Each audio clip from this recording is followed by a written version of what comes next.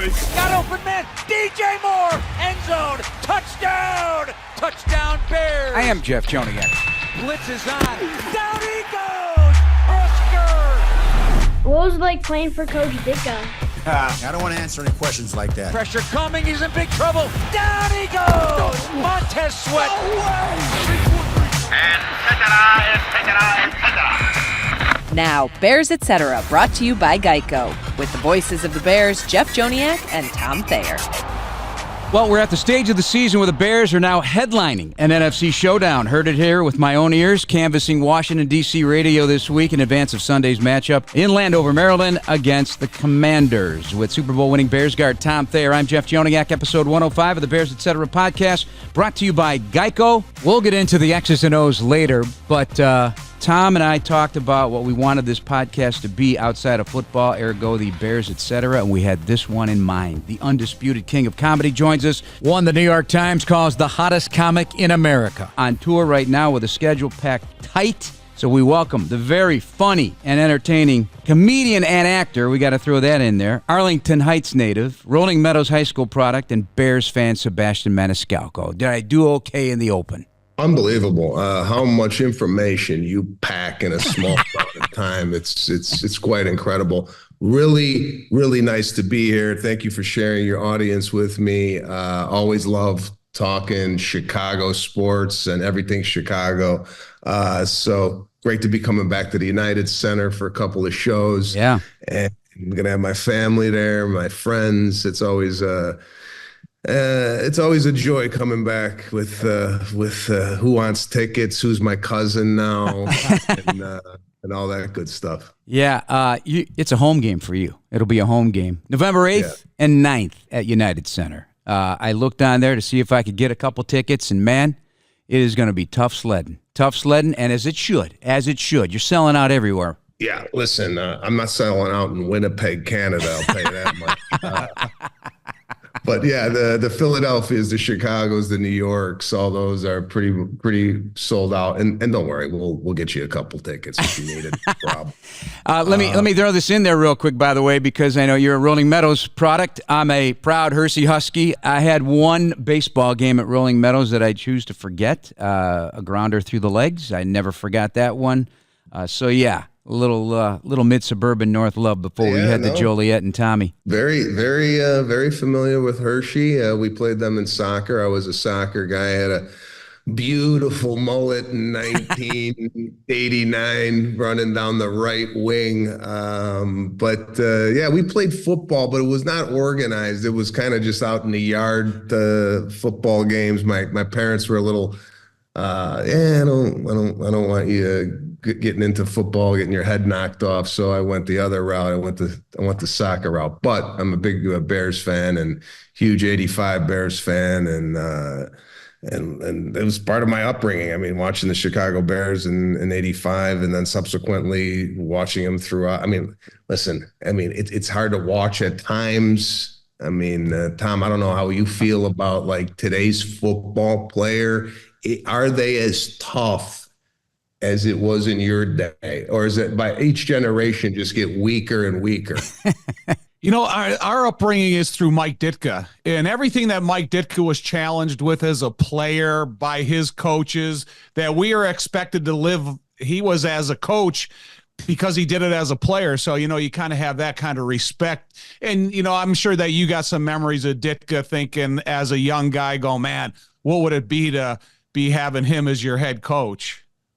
Oh yeah, no, I mean it's just like the ultimate man, right? You know, right. I just cigar, the mustache, just cold. I don't know. It just that whole team kind of personified the city of Chicago at the time, and then being a Bulls fan too in the '90s, I just felt like I was really spoiled growing up, and now I'm still I've been living in LA since 1998, but all my allegiance to sports teams are Chicago through and through. I mean, I'm a Sox fan, but I don't, I'm not one of these Sox fans that hates the Cubs and if the Cubs win. And, I was there for the World Series when the Cubs won. So, yeah, it's sports have been a big, big part of my upbringing. And now I'm playing pickleball. There you go. Isn't everybody though? Hey, Sebastian, when you do concerts at home or you do concerts on the road, we play at Soldier Field, the 85 Bears, we got a home field advantage. Do you have a home field advantage when you're at home, or do you have higher expectations for yourself and the crowd have that higher expectations for you when you're at home? Yeah, that's a great question. I kind of like the away games just because they're, I don't have so much distraction. With home brings a lot of distraction and a lot of, like I was saying, people wanting to come to the show. I'm going to throw a party after the show. So there is a lot of responsibility that comes with performing in your hometown. But on the flip side, the energy in the crowd is just fantastic. There's some things that I could say at a Chicago crowd that I wouldn't say anywhere else, just because it's local humor. I'll start with some local stuff that's going on in the city. I already know what I'm going to start with when I come in, so it's great, and I get to see a lot of people that I haven't seen in a while, and kind of reminisce. And I went to Northern Illinois University, so I got all my buddies coming out, that I went to college with, and I was in a fraternity, if you could believe that. I was actually the president. Right, you are. Well, why is that so hard to believe, man? You are a man of the people. You're the regular guy. I'm not like a fraternity guy. I always envisioned fraternity guy, a sweater and khakis and slip-on brown penny loafers. And I was the fraternity president doing chapter meetings in a 3/4-inch trench coat. So yeah, that was my claim to fame. I loved being the fraternity president because I had an audience every Monday for chapter meetings who I could make laugh. So that's kind of my whole theory of why I wanted to be the president, because I could perform. Animal House had to be right in your wheelhouse, part of your upbringing when you talk about, the Rush chairman and all the things that a president does of a fraternity. Well, our fraternity was a bunch of Italian and Greek guys. So this is in 1991. So everybody had beautiful heads of hair, and our whole fraternity house smelled like cologne. Do you think you always were funny, even as a little kid? Yeah, I knew I was funny. I was never the class clown. I was very shy growing up. I really came to life when I got in front of the classroom and I did a book report, or I had to speak in front of large groups of people. I felt really, really at home. Where I didn't feel at home was at recess or in small groups of people. I felt like a little bit more reserved. I actually made fun of the class clown growing up. I was like, sit down. This is not funny. It's not funny. And I would go home and I would sit at the table and I would talk to my parents and my sister about what I saw at school. And I had these stories. My comedy is not like written. I don't sit here and write jokes. I go out, I see something, and it'd be like you calling, your wife or your buddy going, it's you unbelievable what I went through today. And that's kind of how I call my mom and I tell her a story. And if she laughs, I go, I'm bringing that to the stage. Kind of how my process works. But yeah, I kind of always knew I was going to get it. I told my second grade teacher, Mrs. Carlin, that I was going to be a stand-up comedian when we did career day. And they looked at me like, what? I was watching Johnny Carson back then like it was game tape. Right. Did you a little Dick Cavett just for kicks too? A little Dick Cavett. Oh my gosh. Yeah. So it was always in my blood. I grew up in a very funny family. We were either laughing or crying. There was nothing in between, and we always chose to laugh and bury everything else under the rug. So yeah, it was by no mistake that I'm a comedian. One of my better friends is a Tom Dreesen, a comedian. And so when I went to see his opening act, he used to open for Sinatra all the time.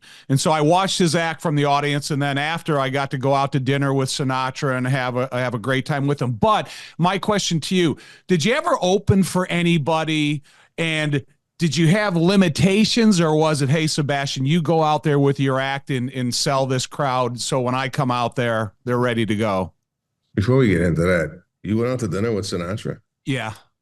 Okay. Where did you go, and did he have like a knot of cash that he was tipping people with? So it was a pretty interesting story. So he introduced me on stage, gave me a hug, told me, hey, kid, this song's for you, sang My Kind of Town, Chicago. We walked out of the stage door and we drove up to Kelly Mondelli's on North Clark Street. Wow. And so when we walked in, the restaurant was empty. There was 4 cops sitting at a front table next to the door. And they came up and they said, hey, don't sit in this chair because Mr. Sinatra likes to sit with his back to the wall and his face to the door. And it was Barbara Sinatra, myself, Tom Dreesen, basketball coach Ray Meyer, and Tim Reitman, one of the tight ends from our 85 team. Wow. You know, Ray Meyer used to live 2 blocks away from me growing up. He was on the corner 2 blocks down. And wow, Ray Meyer, that's a name I haven't heard in a while. Yeah, you were probably shooting buckets with Joey, right? They were never outside. I don't know where this guy was. I mean, I knew he lived there. I just never saw him. He was like a ghost, this guy. I don't know if he was living on the basketball court or what, but yeah, did I open up for anybody? Yeah, I've opened up for a lot of people coming up. At the time, I was represented by William Morris, and they had a lot of music acts. So I said, just throw me up in front of them. I don't care who it is. So I got to open up for B.B. King, Gladys Knight. I opened up for Andrew Dice Clay for a while. Who else was in that? Glass Ice and the Pips, B.B. King. Who else? I mean, there's tons of others out there slipping my mind. By the way, 51 years old.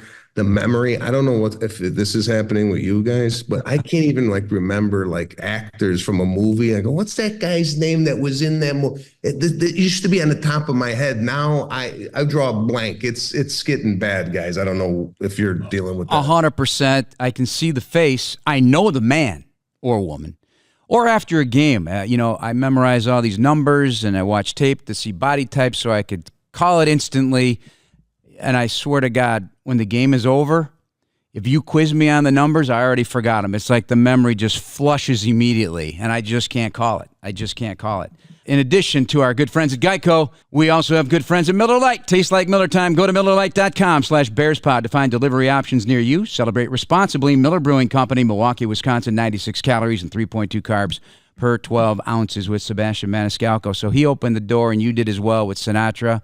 That would have been a dream of mine as well. Tom's lived a lot of dreams being a player, got to know everybody, and a little bit of Hollywood, a little bit of music industry, Tom, so you could throw that all on the table. But I think of you, a modern-day Rat Pack with Sebastian Maniscalco as one of the key figures. Who is the rest of the team in the Rat Pack here in 2024? Name them. I've been looking for 28 years. I can't find the pack. Everybody I know is walking around with flip-flop sandals and shorts. We got to bring back some type of, you go to the airport nowadays, right? And it looks like a slumber party. People roll out of bed and they're at the United Gate in their pajamas. A lot of slippers. Yeah. So, I try to, in my last special, I did it in Las Vegas. I asked the audience to dress up like it was the 1950s. I was paying homage to old Vegas. So I said, I'm going to be wearing a tuxedo, come in a tuxedo. 20 people came dressed up. It was like, you can't even get people to even act that way anymore. It's a casual kind of society we're living in. But if I had to choose, I'd have to go with older guys. A Clooney looks like he would have been in the modern day Rat Pack. Who else? That whole thing, Brad Pitt, Andy Garcia. I had him on my podcast, and he comes from a family of cologne. His parents were in the cologne business, and I said, "Are you wearing cologne?" By the way, do you guys wear cologne? Not Tom. I don't. No. I definitely do. I love cologne. I got it on right now here at Hallis Hall. I got it. I'm a cologne guy. Got to. First thing in the morning, no matter where I go. Okay, so you're dressed. Tom, does any football player wear cologne? Um, Did Peyton wear cologne? He looked like a cologne guy. No, maybe like an Otis Wilson. He's always sharp dressed, looks good. Always a type of a cologne guy. All right. So I'm into cologne. So I asked Garcia, "You wearing cologne?" He goes, "Yeah, I got cologne on right now." And he said to me, he wears a pocket square. And what he does is he sprays the pocket square with cologne before he leaves the house. And every 2 hours, he gives himself a refresh. I'm like, yay, what a move. This guy's giving himself a refresh every 3 hours on the cologne. So, yeah, Andy Garcia, definitely a rat packer. Yeah. Well, what about a guy like your dad? I read a little bit about your dad's upbringing, and, seems like a guy that would always be dressed appropriately. Is he a cologne guy from way back, or? Oh, yeah. Yeah, my dad's a huge cologne guy, and he's a hairstylist. Yeah. So this is the story on my dad. Growing up, when I used to play with Rolling Meadows soccer team, we used to have a practice out by Forest View High School. It's closed now. And after work, he used to come to the practice, but he didn't come to watch like on the sideline. He would be in the distance. But my father would wear all black. He would have like a long trench coat on, a top hat, sunglasses, and he would be in the distance. So the guys on my team were like, "Who is that? Does someone owe a bookie money? Is the coach in trouble with the mob?" I go, "No, that's my father. He just got done doing a permanent, and now he's here watching me practice." So yeah, my dad was big on cologne. That's why he was like a Langerfeld guy. And there was a cologne in the 80s called Jazz. It came in a beautiful black and white bottle, tall. It looked like a building. All haircuts from him throughout your lifetime. And do you remember the first time someone cut your hair outside your dad? Yeah, I got my hair cut until I was 24 years old. And my father cut it all the time. And then when I first moved out to LA, I had to find a guy. His name was Damo, Damo. He worked at a hair salon called Schwan. And it was a whole different experience. My dad used to cut my hair in the basement with no lights and no mirror, And now I go into Juan, and it's like a high-end salon that did my hair. But I had him cut my hair about 3 years ago, and it looked like a nightmare. I said, "Dad, I don't think we're doing this again." I'll tell you, you have an endless supply. Like you said, you're not jotting notes down. But, I was at Devin Hester's Hall. I know you're a big fan of Devin Hester as well. I was at Devin Hester's Hall of Fame induction and had to go to the Gold Jacket dinner the night before, and I can't remember the gentleman's name, but he's a poet, and he writes these unbelievable stories through poetry.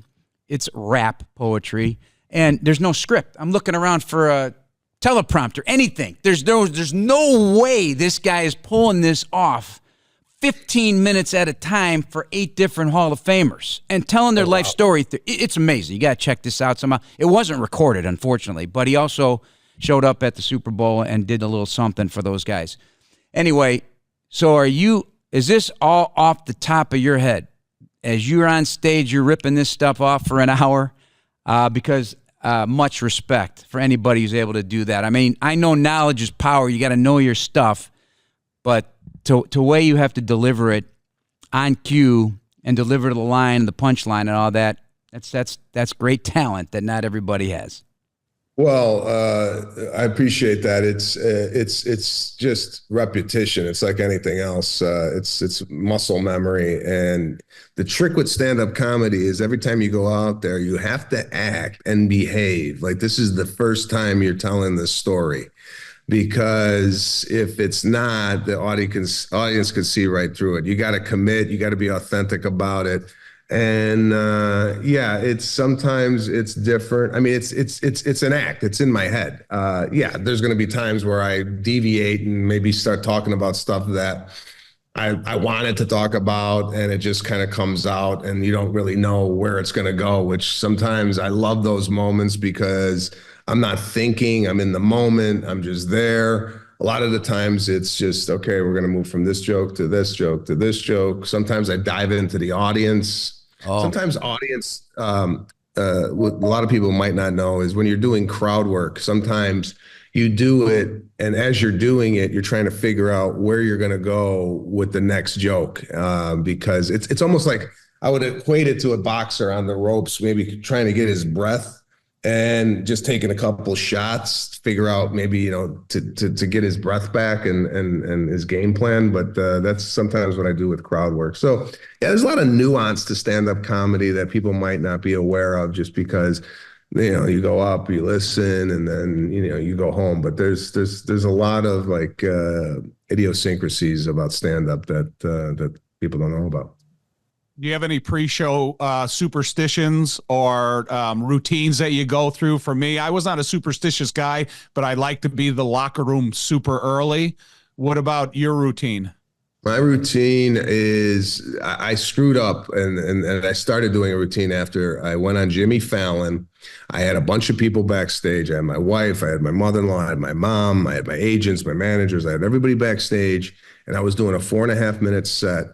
And I was distracted with all that was going on backstage. I went out on Jimmy Fallon. A minute in, I go blank. I literally don't remember anything. There were cue cards there I couldn't see.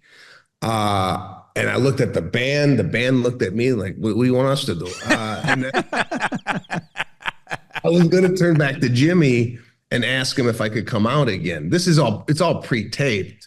But I didn't know if this is something I could do. And then all of a sudden, boom, it kicked back in again. And I was so upset with myself. And I told Jimmy when I went to the chair, I said, Jimmy, I'm so sorry I screwed up. He's like, that happens all the time. We cut it out and we blend it together. Don't worry about it. And I watched it. I'm like, wow, you can't even tell that happened. But ever since then, what I do is, about 5 minutes, maybe 10 minutes before the show, I just kind of close my dressing room door, walk around. I always listen to my comedy. I always record my sets.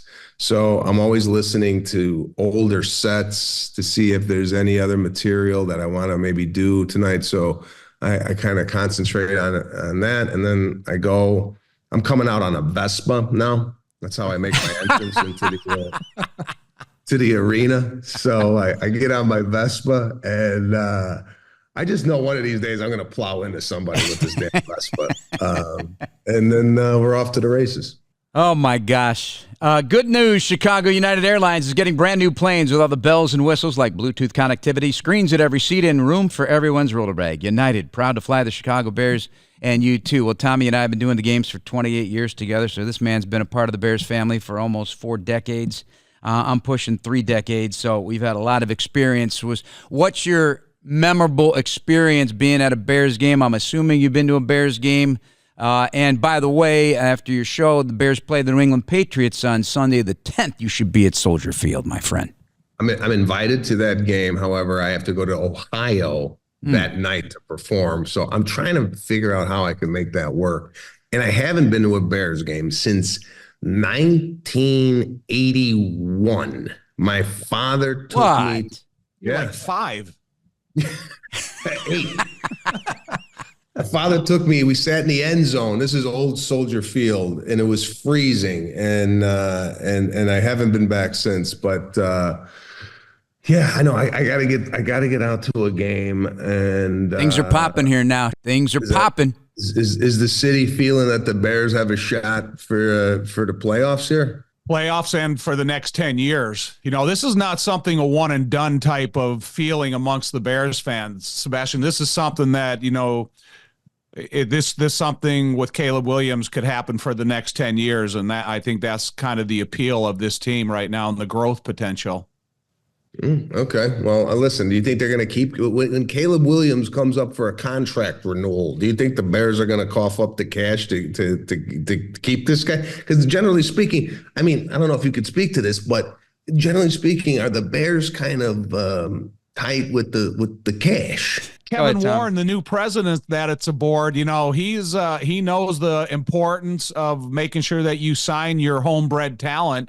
And when you look at, Rome Odunze and Caleb Williams are going to come up for a contract in the same time. So you're talking about 2 guys that could cost the team up near $600 million.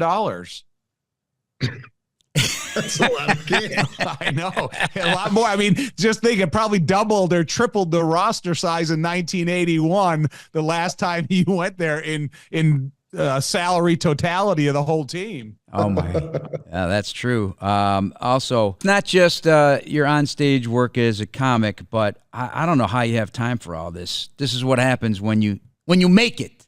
You got specials, you got movies, you got TV, you got podcasts, you got your memoir, Stay Hungry. I want to read that one because I believe very much in that aspect of any profession. And then season 2, playing in LA Sports Bookie that debuts in December on Max. You co-produced that one. So do you find yourself having a hard time spreading yourself around because you're a very good dad, you're a great husband, but you travel a lot and you got a lot on your plate? Yeah, no, it's tough, listen, I'm a family guy first and foremost. I got a 5 and a 7-year-old kid. I got a beautiful wife, beautiful family. So for me to go on the road a lot, it's a lot of I don't know if you guys are familiar with parenting through FaceTime, but it's tough to tell your kids to stop acting up when you're on a screen and your wife's got it facing the ceiling because she's trying to do something. So,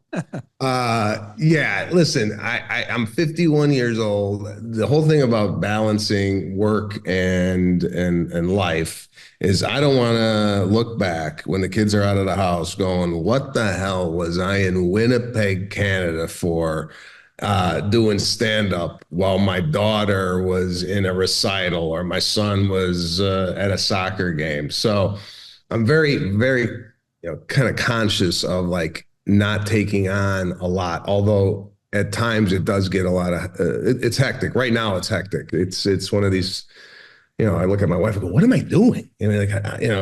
My dad created this work ethic in me where, you gotta work. I grew up with the go work, go start, I was cutting lawns. I was allergic to grass and he had me cutting lawns.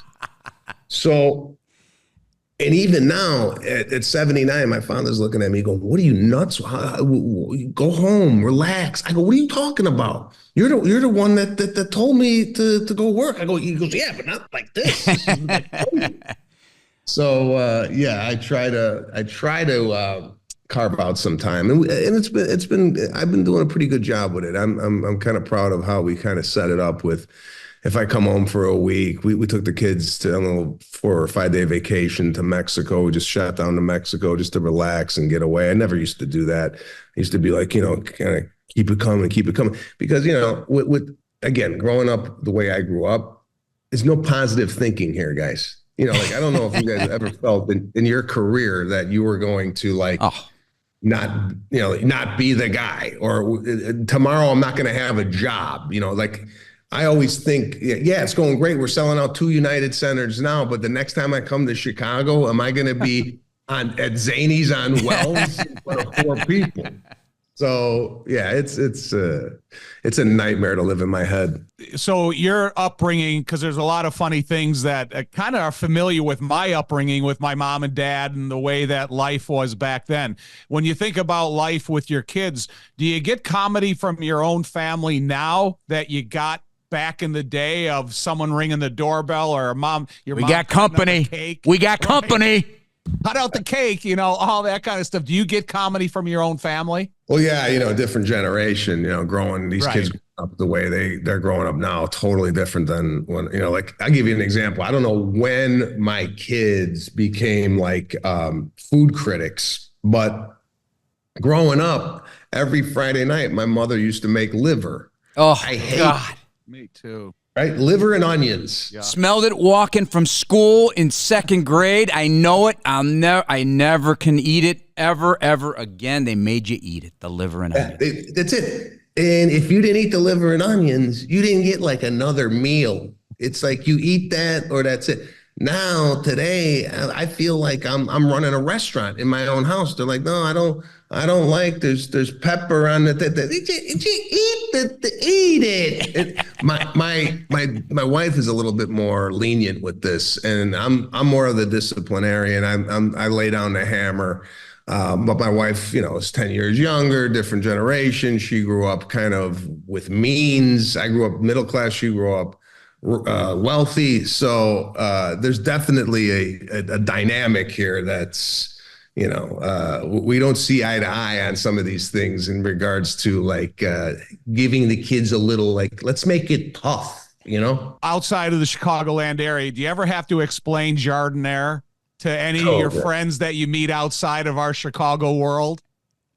I don't even hear Jardinaire until I get to Chicago. Jardinaire, this is the first time I heard Jardinaire since the last time I was in Chicago. As soon as you leave Chicago, Jardinaire stays there.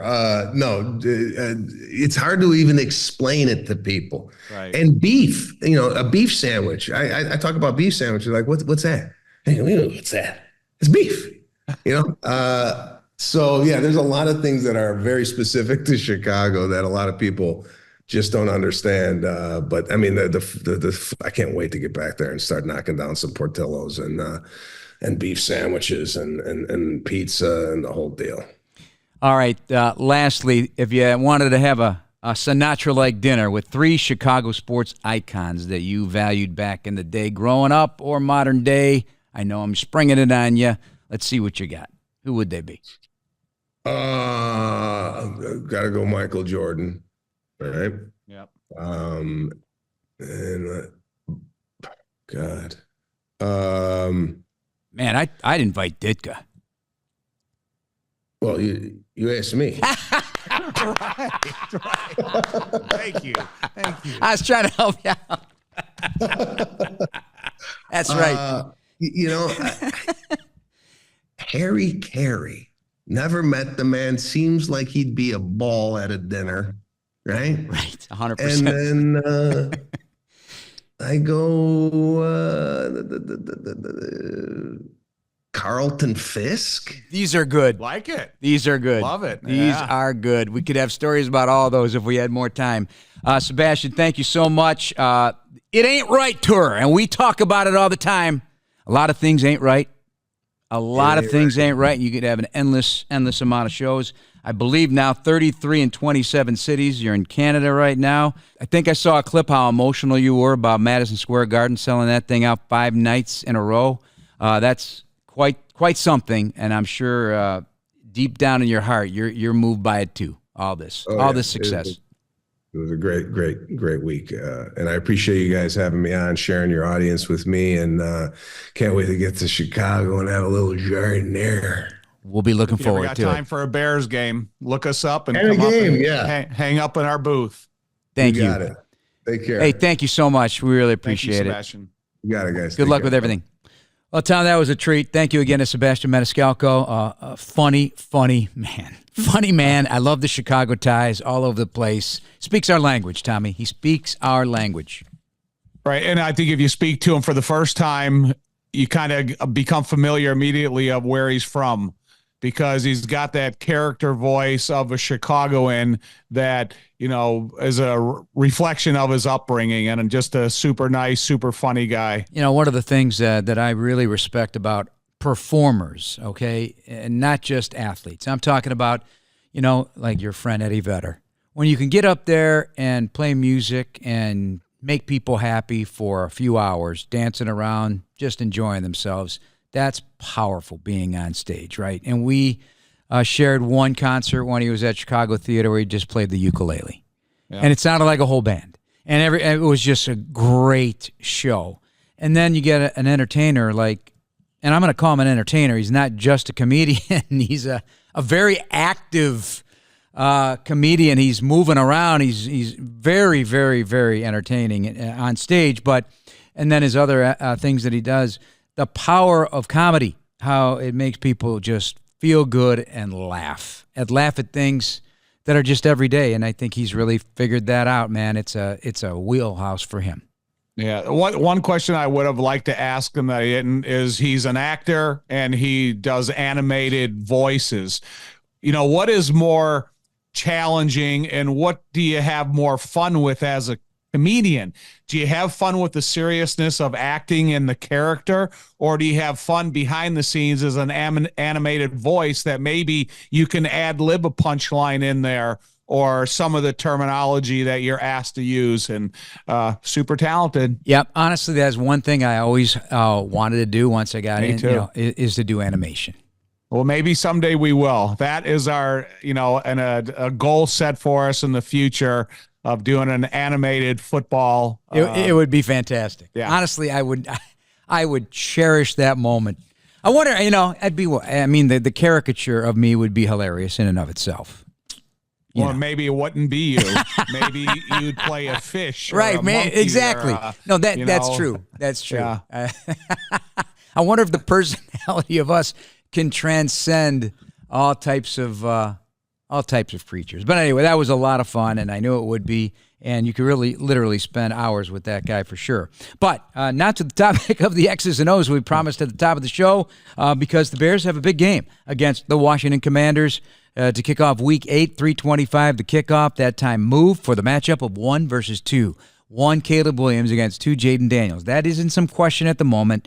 Jaden Daniels, as of Wednesday of this week, not practicing, working through a rib injury, the sort that we don't really know, but Tom has indicated before, rib cartilage, sore ribs, there's a big difference. And when you're playing quarterback and you're that valuable, a sit-down for a week may not be a bad choice if you're Washington. Now, as fans, we want to see the matchup. You know what? I don't want to minimize the game that it's a Caleb against Jaden Daniels, because they're never going to be on the field at the same time. They are not going to play against each other, and they are not going to challenge each other's physical or mental portion of what the game requirements are for those two positions. If the Bears or the Washington Commanders were 1-5, they wouldn't have moved this game. This is the fact that there's two teams that are fighting for divisional leadership and good divisions themselves, and fighting for possible playoff opportunities. But nevertheless, it's changed, and I'm excited to see where the Bears go after a bye week, because this is a new team. This is a team that has different goals. This is a team that has something to accomplish after the bye week. And we all know what they did in the second half of the season last year. So we kind of probably have higher expectations of what they can do in the second half of the season this year. You know what's interesting? If the playoffs were to end now, and again, it's so early, Washington's the number 2 seed in the NFC. Yeah. I mean, this is a 5-win football team. Right. And they can run the ball. And, and this leads me into, their defense a little bit. Brings you more football stat of the day. They give up 5 yards a carry, Tom, in the run game. They're 25th in yards per pass play. If they blitz, they've had the worst quarterback rating against, 140.5. Quarterbacks have completed 39 of 48 passes on them when they decide to dial up a blitz for almost 500 yards and 7 touchdowns. They have 1 interception and 8 sacks on those blitzes. However, you get an accurate quarterback like Caleb Williams who can dodge that stuff. He knows where the blitz is coming from. It's grown over the course of this season, man. He could do some real damage if they decide to cut it loose. Now, clearly, they're not blitzing a ton, but, we got a defensive head coach over there in Dan Quinn. You don't know what he might dial up. Yeah, but, next time you bring up the Geico stat of the week, bring up the fact that if it was a bigger sample size than 6 or 7 games, if you said, okay, what does Washington do when they blitz at home?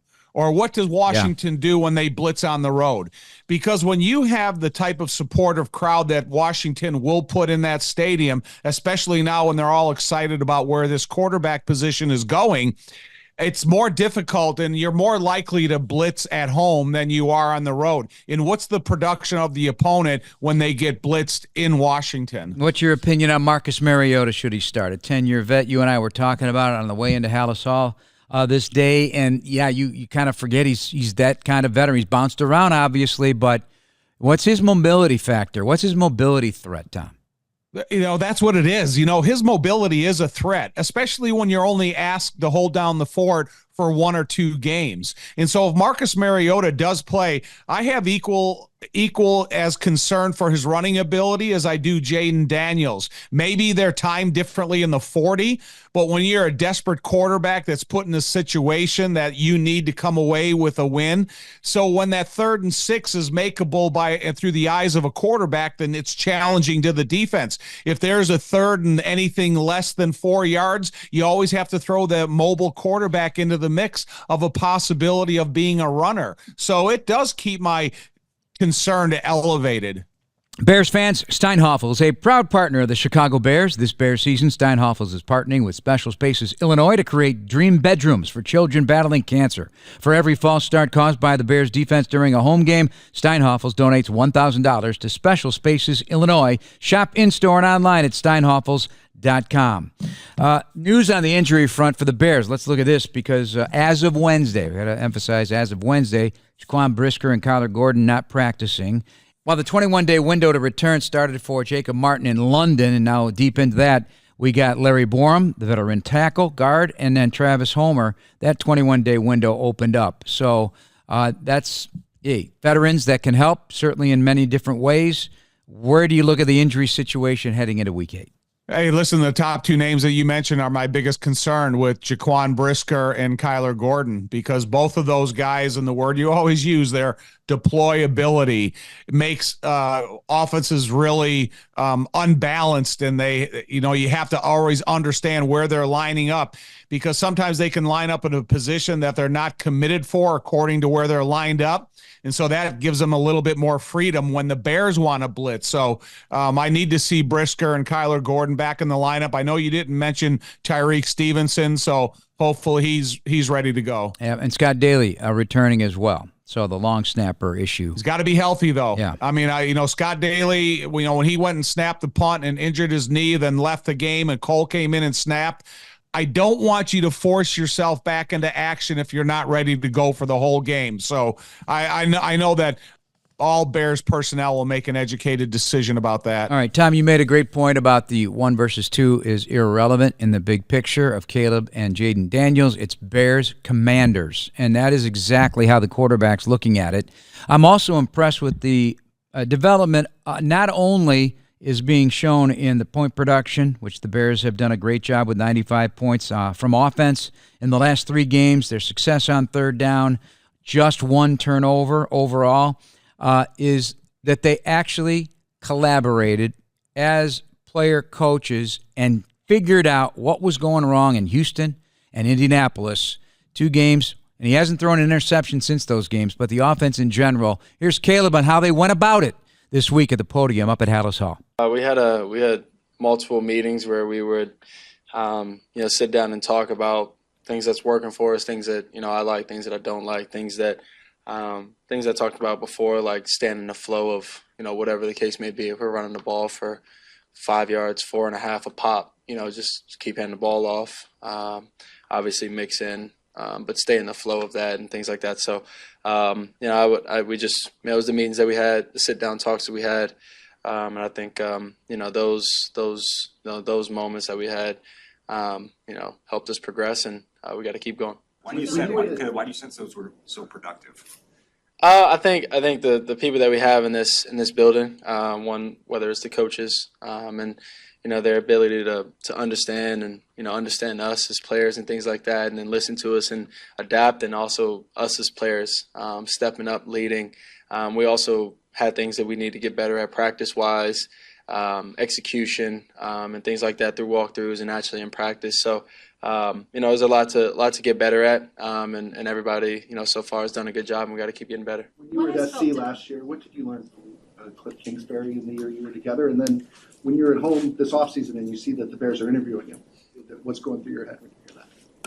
Yeah, obviously I've been around Cliff, great guy, great coach. He's if you go and ask all the guys over there at the Commanders now, sorry. I've known him as the Redskins all my life, growing up there. But the Commanders, you go over there and ask all the players, and they say they love him probably because he's a player's coach, and so knowing him, knowing how much he loves football and things like that. It just brings joy to his players and things like that. So it was I've texted him back and forth every once in a while, like great game, this and that, and he's done the same. So it's been cool building that relationship with him in college, and then obviously being the pro about to go play against him. What did you think when the Bears talked to him for their coordinators out? Yeah, obviously I was at that point. I guess I think season was completely done, and we were a couple months into training. So talked to him and kept in touch with him throughout that time, and he communicated with me that he was going here and to I guess and deal with this the job offer, and so we kept in touch and didn't think much of it because at that time I didn't know I was going to be a Bear for sure, and so just understood it was an option for me, option for him, and happy for both of us. What interactions did you have with him last season? I mean, what does a senior offensive analyst do with the quarterback of a college football team? Yeah, I actually don't know. I know there's a bunch of rules in college, so there was certain things he couldn't do, certain things he could do. But talking about football, talking about experiences that he's had as a head coach, offense coordinator, things like that at the pro level is what I got from him so many times, talking about it, asking him questions so he can give me great feedback on this next level that I knew that I was probably heading to at that time. And so that was big for me, being able to listen to him and then obviously build a relationship with him, knowing the QBs he's been around, and similarities in some of the offenses that I've been in or offense that I was in college. And so it was great to have those moments with him, and I think it's helped me for these moments now. Yes, to help prepare me for the NFL. Yes. I'm curious what your relationship is with Jaden Daniels and what you've seen of him so far, watching him early on in his career. Yeah, no, it's been pretty cool watching him. His progress from obviously Arizona State to LSU, and then now in the pros balling out. He's been playing great over there with Cliff and all the guys they have over there. And so like I said, happy for him and great to see him balling out. You embrace the storylines though. You're going home. It's 1 against 2 in the draft. Do you get into that, or do you? No. My job is to go win games on Thursdays, Sundays, and Mondays. So that's it. I hear Ryan Poles tell me all the time, and he talks about it publicly all the time. He goes, I want to find answers to problems, okay? And we got to do it right away. There's no waiting around. They saw this as a potential issue, and they went at it in a very direct way, got the input. You put the input in the computer, not literally. I'm just saying facetiously here about that, but you put in the data, you figure it out as a team, coach, player. How do you frame that, I guess, and how they develop this idea, okay, we got to collaborate here and figure this out?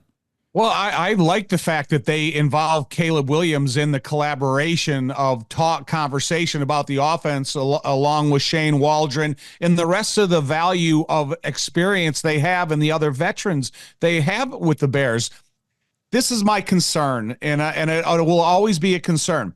We talk about how can you get better after the Houston and Indianapolis games. Those games were on the road. Then you come back and you have 3 games where it's basically a Bears crowd, 2 at home, 1 in London.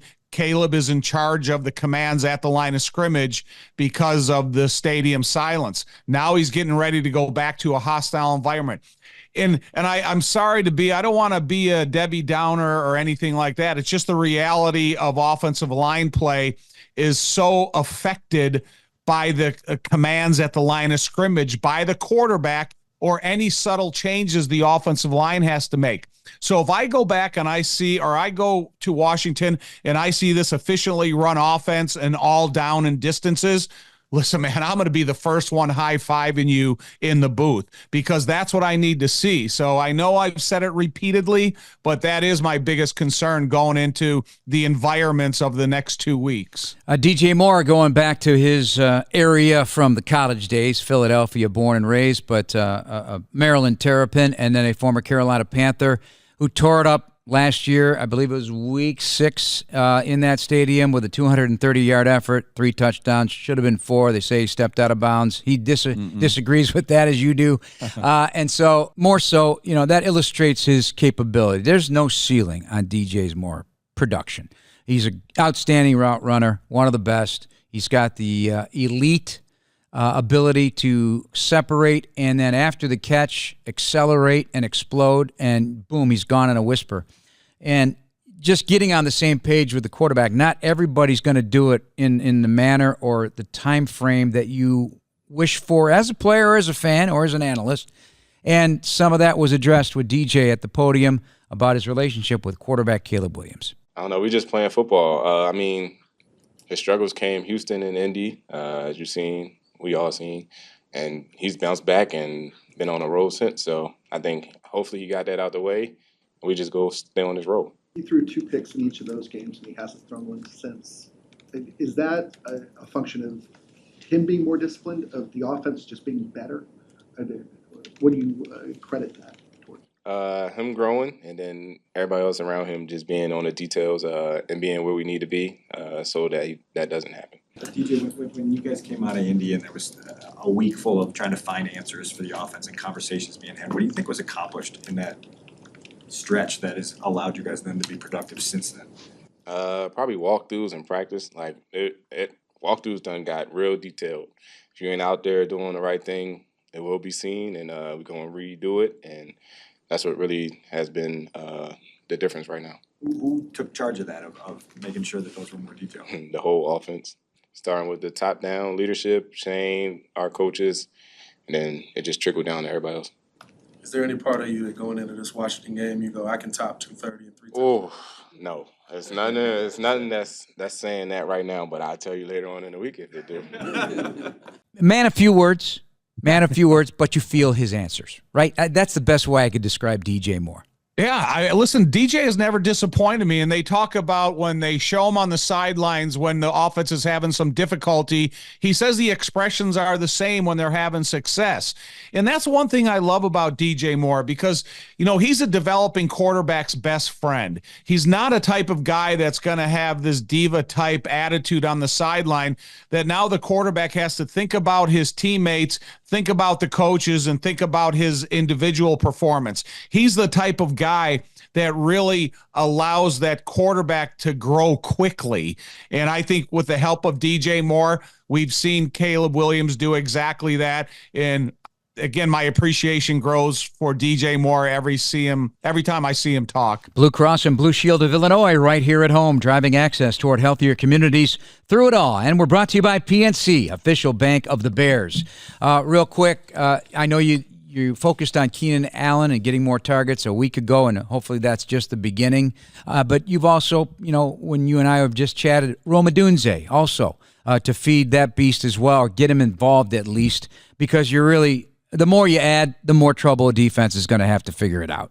Yeah, and one thing, too, as the season winds on for a rookie, especially how exhausting as the offseason has been for both Caleb and Rome, I need to keep Rome real actively involved in the offense week in and week out, because that's the way you're going to increase his attention span, and that's the way that you're going to make him understand that he is a really important option to the success of this offense, and I think it gives him a little bit more incentive to continue the process of development that we all expect out of him. So, yeah, I want to see Rome as much of a threat and a concern to defensive coordinators as any one of the other guys.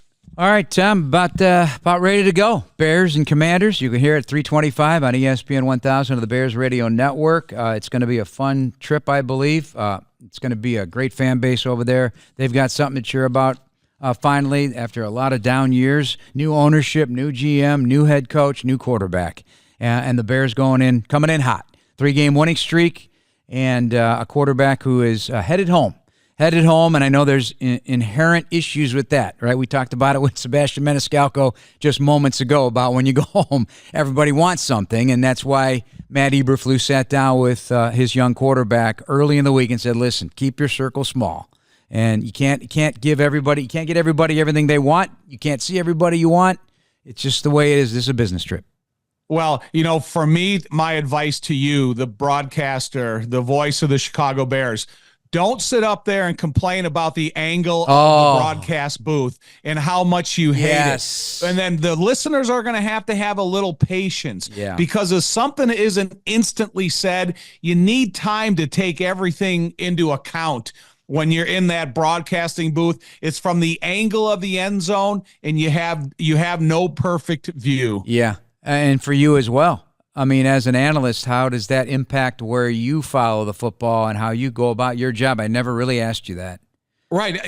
You have to take into account of where they're at on the field. Like when they're down at the opposite end zone away from the corner of the end zone that we're in, it's almost so difficult to see how a play ends. You almost have to wait for the replay at times. Mm-hmm. And so just, this is one of the stadiums that when it's in your rearview mirror, you're going to be a happier broadcaster. Yeah. And it is a hard stadium to navigate. Just to getting up to the booth sometimes is difficult. But I remember the first game I did was during the 2001 season.